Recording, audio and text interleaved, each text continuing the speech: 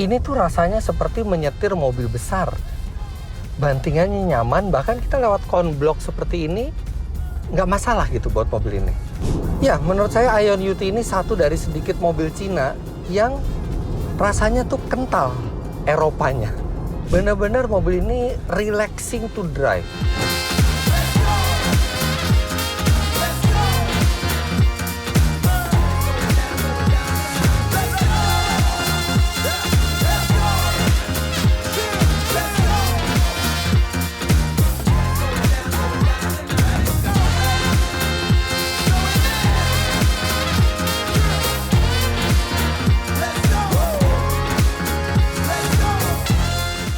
Salah satu mobil listrik paling cute, paling keren yang ada di pasaran dari segi desainnya. Tapi apakah mobil ini dibawanya sehebat tampangnya atau sekeren tampangnya?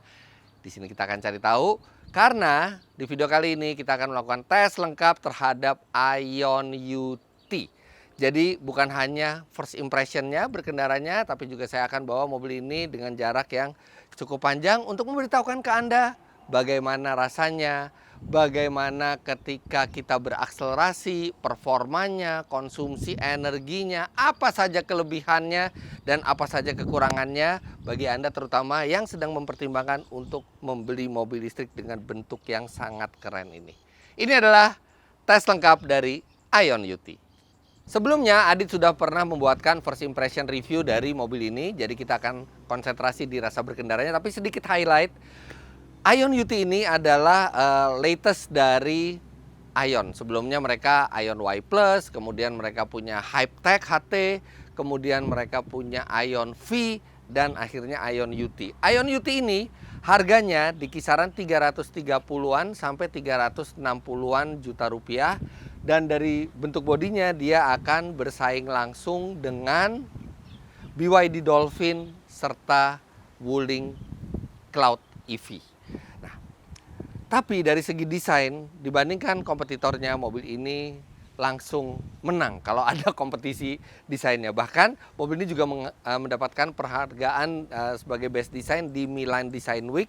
Begitu menurut klaim dari Aion, dan rasanya nggak salah karena mobil ini bentuknya tuh ada keretro-retroannya ditambah nuansa modern, dan lagi Anda juga memiliki pilihan untuk warna single monotone atau dual tone seperti ini.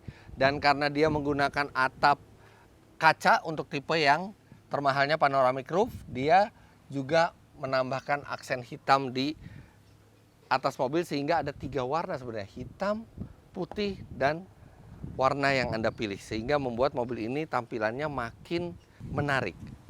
Velgnya juga nggak kalah atraktif, walaupun ini nggak gede-gede banget ya, ini 17 inci dengan lebar 215/55 R17, tapi bentuknya cukup eye catching. Dan di sini adalah untuk mengecharge baterainya, nanti kita akan bahas baterainya lebih lanjut. Nah, mundur ke belakang, ini juga desainnya senada dari depan sampai belakang. Ada 4 buah lampu tuh di tempat fog lamp, itu sebenarnya adalah DRL-nya, dan lampu sen di depan itu juga terrefleksi juga di bagian belakang. Jadi secara desain ini mature sekali.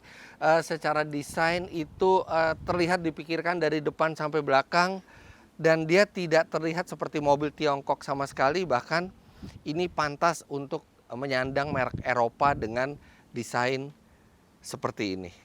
Sekarang kita bicara penggeraknya. Jadi ada 2 trim dari Aion UT ini.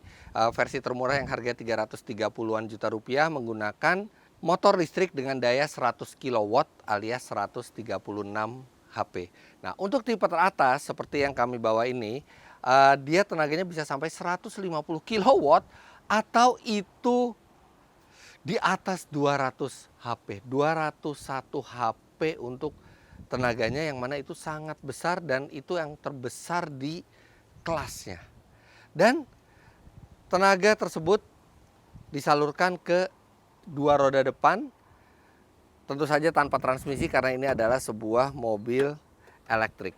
Serta akselerasinya diklaim 0 sampai 100 km per jam tuntas dalam 8,5 detik, tapi nanti kita akan buktikan sendiri berapa aktualnya. Nah, tenaga tersebut datang dari listrik yang disuplai oleh 2 jenis baterai.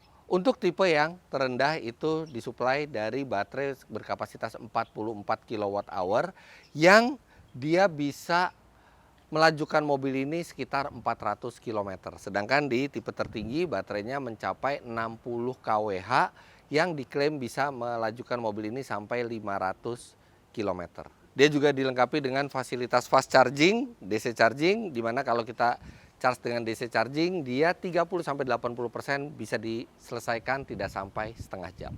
Walaupun kelihatan compact, tapi sebenarnya Ion UT ini dimensinya cukup besar. Panjangnya hampir 4,3 meter, 4,27 meter. Bahkan lebarnya itu 1,85 meter, artinya di atas 1,8 meter. Dan mestinya bagasinya juga besar.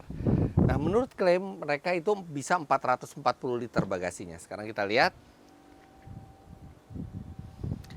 Jujur aja nggak kerasa seperti 440 liter sih sebenarnya. Ini juga kapasitasnya nggak yang lega-lega amat.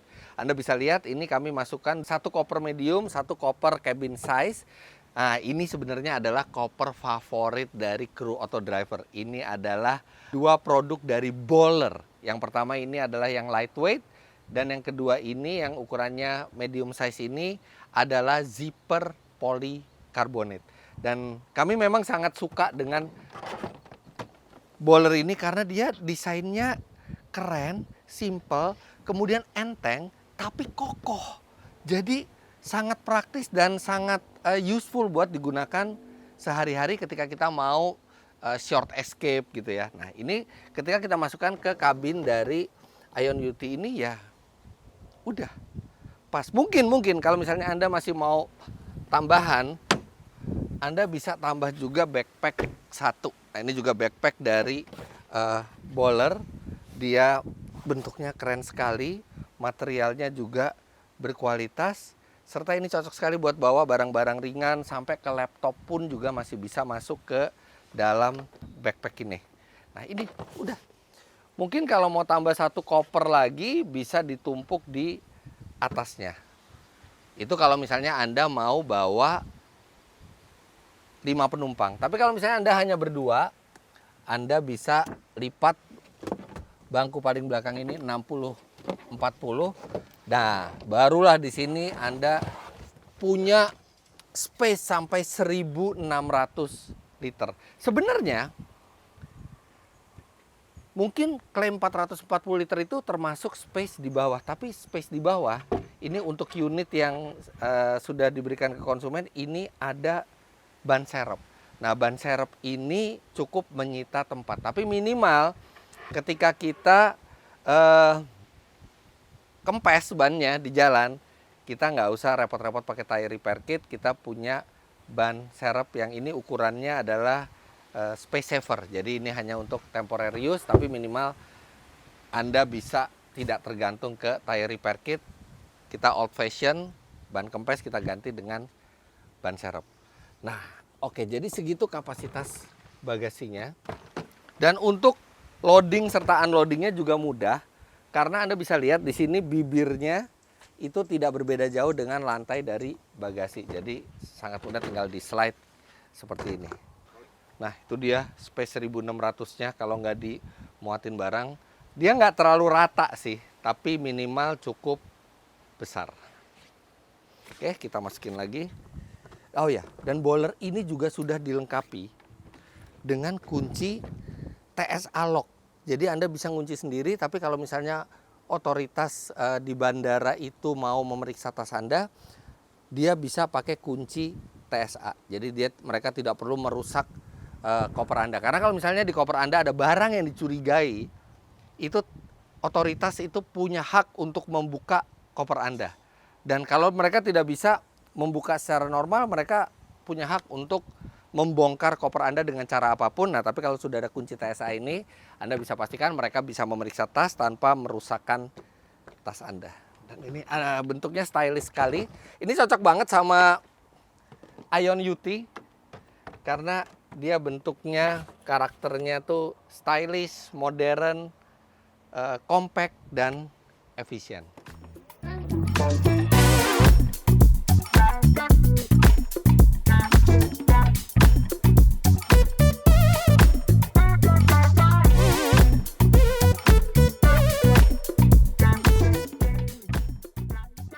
Tapi walaupun bagasinya nggak besar-besar amat, ruang belakang mobil ini lega. Ini posisi berkendara ideal saya tingginya 177 cm dan Anda bisa lihat masih lega sekali legroomnya. Kemudian di bawah juga masih ada space buat saya menjulurkan kaki. Paha juga tersangga dengan sangat baik. Headroom masih lega walaupun ini menggunakan panoramic roof. Jadi di belakang ini nyaman. Dan kalau misalnya Anda ingin memperbesar bagasi, Anda bisa tegakkan sedikit kursi, ya kita lebih tegak tapi bagasi jadi lebih besar. Tapi kalau misalnya nggak ada barang di bagasi, kita bisa posisi yang relax. Dan bicara relax, dia juga sudah dilengkapi dengan armrest. Nah, jadi armrestnya juga proper, dia tingginya mirip sama armrest yang di kanan. Jadi ini mobil compact tapi sangat nyaman akomodasi belakangnya. Ada 2 buah cup holders juga di armrestnya, serta masih ada laci di tiap pintu. Kemudian ada 2 ventilasi AC belakang dan ada USB slot, serta ada tempat penyimpanan lagi di bawah, serta di balik kursi depan juga ada tempat penyimpanan. Jadi ini proper sekali belakangnya. Bahkan kalau Anda nggak nyetir sendiri, Anda menggunakan jasa pengemudi, Anda juga tetap bisa duduk nyaman di belakang. Sekarang kita ke depan. Nah, bagian depannya nih stylish sekali.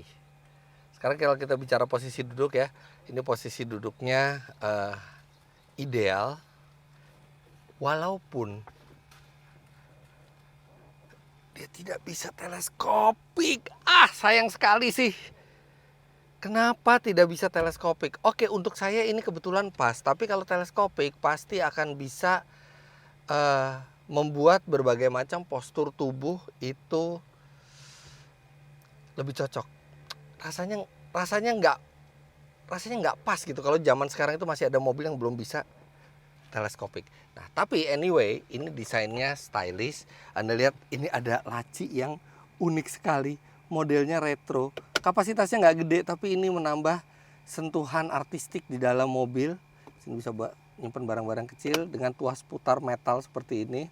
Dan bentuk dashboardnya juga tidak membosankan. Kurva-kurvanya itu modern tapi juga ada kesan retronya. Ini seperti dashboard zaman dulu dan dia soft material. Tapi soft materialnya sayangnya nggak ke semuanya. Ini di atas masih plastik keras, di sini juga plastik keras. Di sini di trim pintu ini yang terlihat kurang begitu mahal ya rasanya. Yang di trim pintu ini memang material keras juga, walaupun di sandaran tangan kembali lagi dia menggunakan soft material. Di sini ada tempat penyimpanan yang cukup besar, serta sambungan USB. Di sini ada 2, ada satu USB C, satu USB A, dan di sini di entertainment systemnya terlihat sudah ada fasilitas untuk Apple CarPlay, walaupun untuk Android Auto tidak terlihat ada di sini. Jadi entah ini belum bisa Android Auto atau Android Autonya harus menggunakan kabel, tapi yang sudah pasti ada hanya Apple CarPlay. Kemudian mobil ini juga dilengkapi dengan sejumlah mode berkendara yang ini juga bisa dipilih dari layar. Jadi layar ini banyak sekali fungsi yang bisa dilakukan. Bahkan untuk menutup atau membuka tirai atas ini juga menggunakan sentuhan dari layar. Nah, tapi ada agak kebanyakan yang dimasukin ke layar karena Anda bisa lihat tombol fisik hampir nggak ada sama sekali di konsol. Jadi banyak sekali fungsi yang dimasukkan ke dalam layar ini. Ya, sedikit merepotkan memang, tapi memang ini jadi memberikan kesan yang modern. Ada 3 driving mode, ada comfort, sport, dan power save. Nah, power save ini dia akan mengaktifkan regenerative braking semaksimal mungkin, hampir seperti one pedal only, jadi bisa sampai berhenti, tapi sayangnya nggak sampai berhenti. Kemudian pengaturan lampu juga ini di dalam layar. Untungnya di sini ada shortcutnya, jadi mudah untuk langsung mengakses lampu. Intinya ini layar yang nyawanya mobil ini ya di sini. Kalau nggak ada ini akan susah untuk mengendalikan semua fitur-fitur.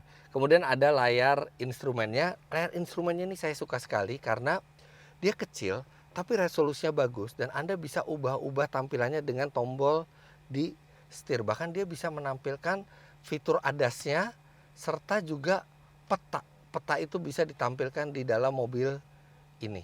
Nah, cuman karena ini mobil tes, map-nya itu belum diaktifasi. Tapi kalau sudah diaktifasi akan ada gambar map yang cukup keren untuk dilihat. Di sini ada wireless charging dengan ventilasi.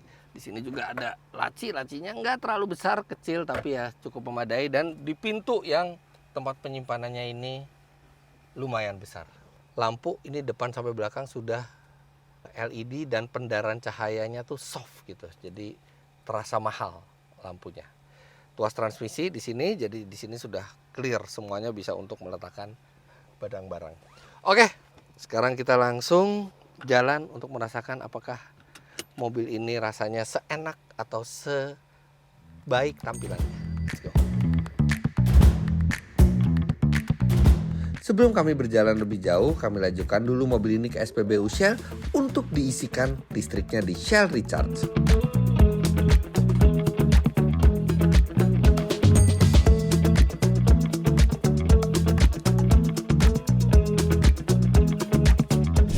Nah, sekarang Anda bisa melakukan pengisian listrik kendaraan elektrik Anda di Shell Recharge dengan biaya yang lebih terjangkau, Rp2.166 per kWh ditambah Rp25.000 biaya layanan per transaksi. Untuk info lebih lanjut, Anda bisa kunjungi www.shell.co.id/shellrecharge. Kasih. Oh ya, satu lagi, untuk mendapatkan keuntungan maksimal di Shell, Anda juga bisa bergabung menjadi member Shell Go Plus melalui aplikasi Shell Asia.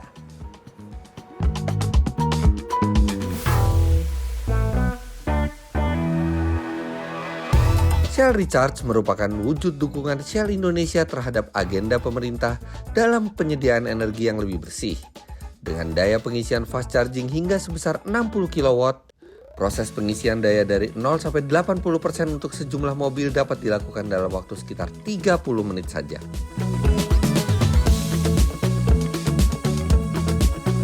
Shell Recharge, kini pengisian daya mobil listrik Anda menjadi lebih mudah.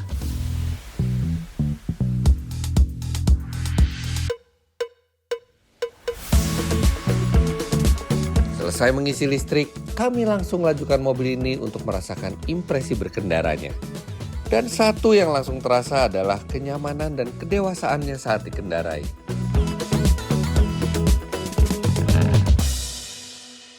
Ini tuh rasanya seperti menyetir mobil besar. Bantingannya nyaman, bahkan kita lewat konblok seperti ini nggak masalah gitu buat mobil ini.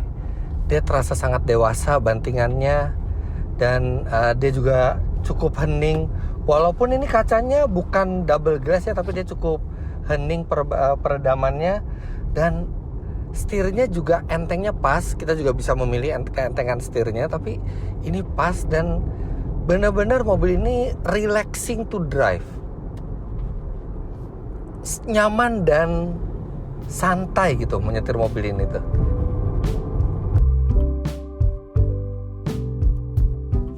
Biasanya dengan bantingan yang nyaman, pengendalian akan dikorbankan. Nah, bagaimana dengan pengendalian dari Ion UT ini di jalan raya? Ya, tentu saja ini bukan mobil untuk diajak track day ya. Jadi ketika kita menikung, ya masih terasa ada limbungnya, tapi masih dalam batas sangat aman, masih terprediksi. Nggak yang seperti mobilnya itu gugup dan sulit untuk dikendalikan. Tapi ya karakternya memang bukan karakter mobil sport, tapi lebih ke karakter mobil yang nyaman ya, karena suspensinya lumayan nyaman. Tapi kalau saya disuruh pilih, ini mobil sebagian besar akan kita pakai itu di dalam kota.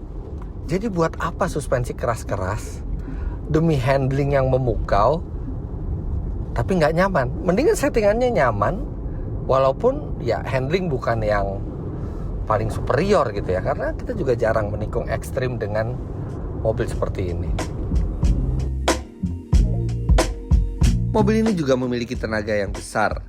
Tapi sekarang kita coba buktikan apakah klaim pabrikan mengenai akselerasinya benar. Mobil ini klaimnya 0 sampai 100 km per jam bisa dituntaskan dalam 8,5 detik. Berapa aktualnya? Kita coba bersama. Kita matiin AC dulu. Kemudian kita masukkan driving mode ke sport. Dan tidak lupa kita akan matikan ESC. Oke. Let's go. Penyaluran tenaganya itu gradual ya. Wow, tapi di atas 60 km per jam kuat sekali. Ini luar biasa. Anda bisa lihat. Klaimnya adalah 8,5 detik. Tapi ternyata aktualnya jauh lebih kencang. 0 sampai 100 km per jam dalam 7,05 detik. Wow. Dan satu lagi yang menyenangkan dari mobil ini, walaupun mobil ini terasa kencang, dan itu kencang sekali 0-107 detik, tapi penyaluran tenaganya tuh gradual. Jadi terasa natural dan gak terasa jerky. Walaupun kita pakai mode sport gitu ya, tetap masih bisa enak. Tapi saran saya kalau misalnya lagi gak pengen ngebut-ngebut amat, pakai mode comfort, itu benar-benar smooth penyaluran tenaganya. Dalam kondisi standar, mobil ini punya ADAS dengan fungsi yang lengkap. Dan ini sangat membantu keamanan serta keselamatan di jalan.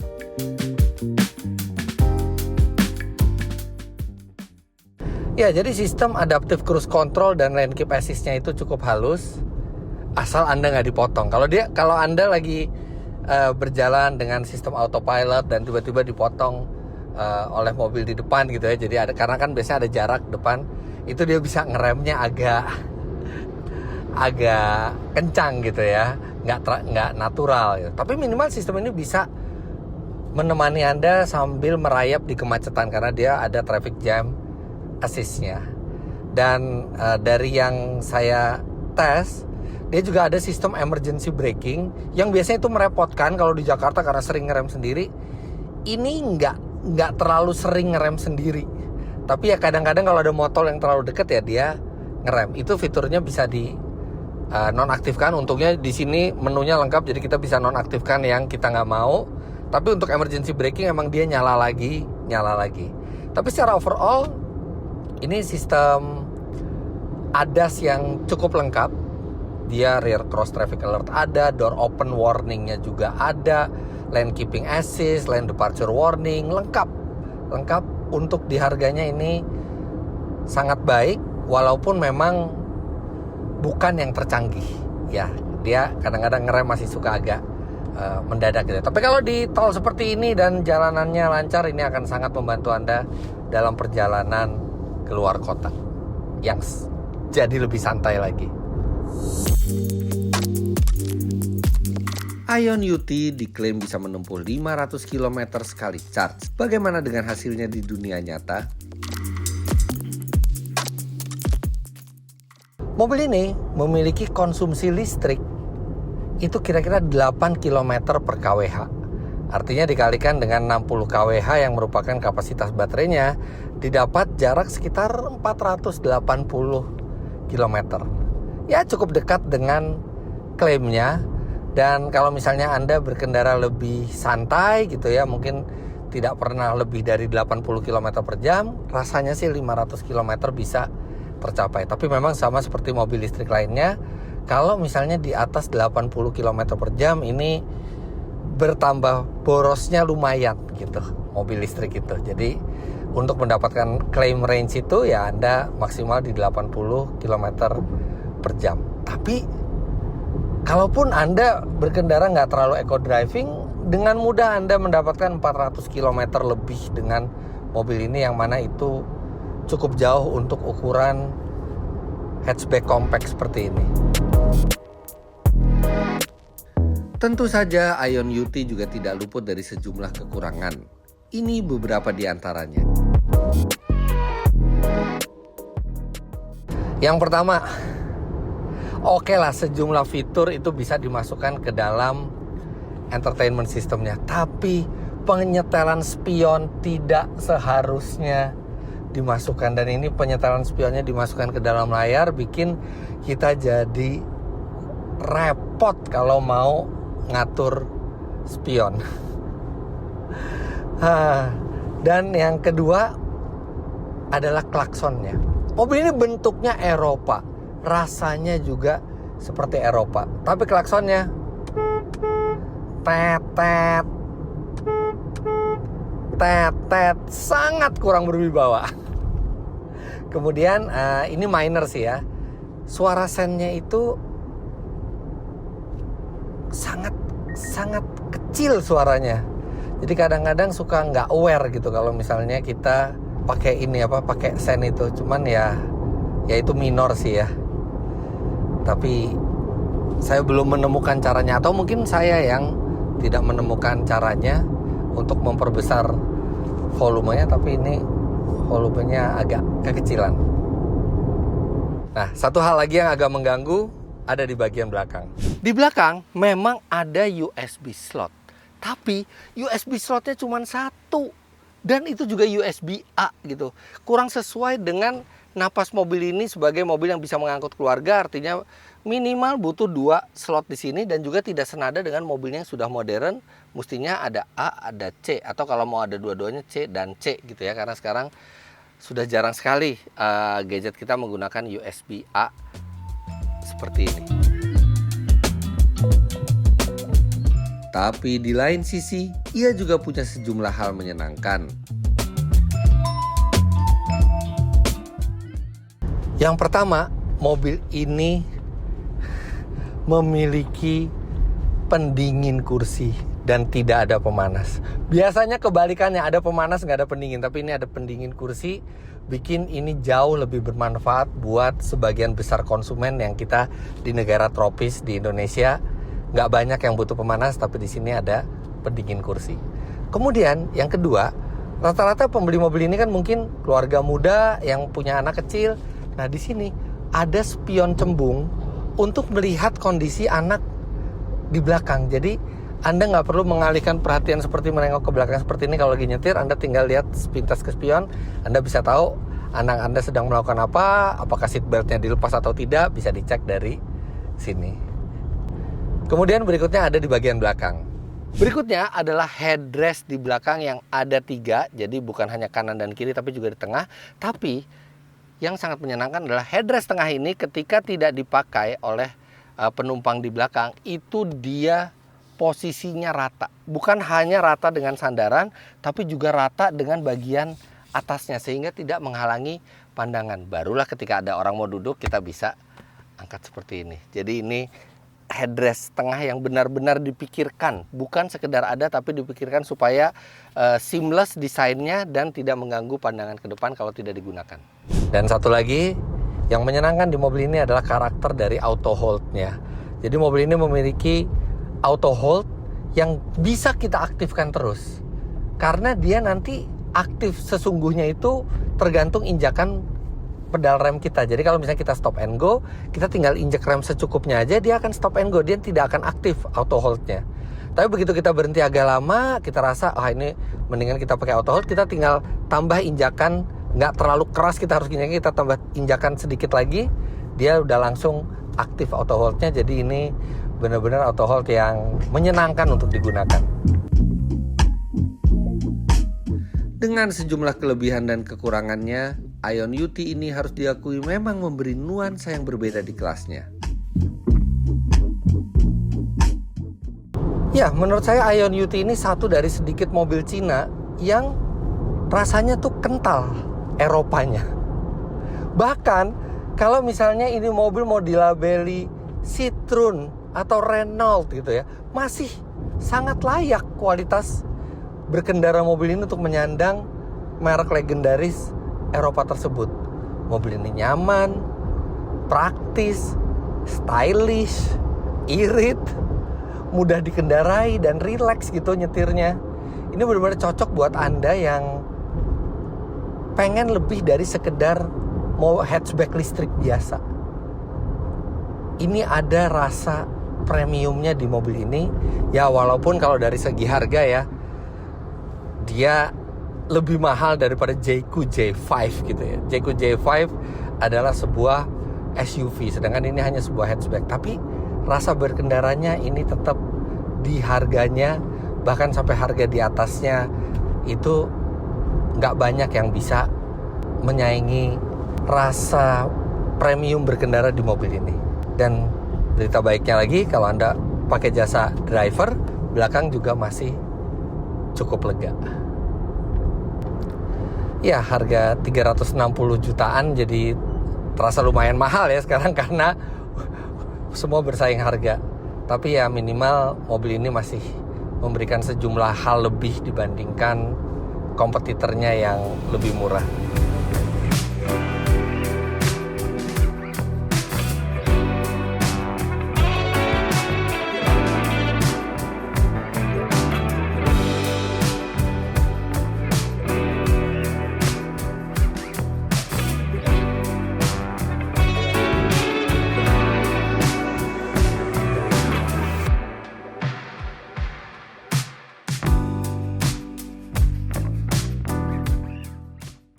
Jadi begitulah hasil review kami terhadap Ion UT ini. Jangan lupa Anda klik like bila menyukai video ini, komentar di bawah, dan subscribe ke channel Auto Driver jika Anda belum. Main-main ke website kami di www.autodriver.com serta download aplikasi kami Auto Driver di Google Play Store. Terima kasih banyak Anda sudah menyaksikan. Sampai jumpa di video selanjutnya. Bye-bye.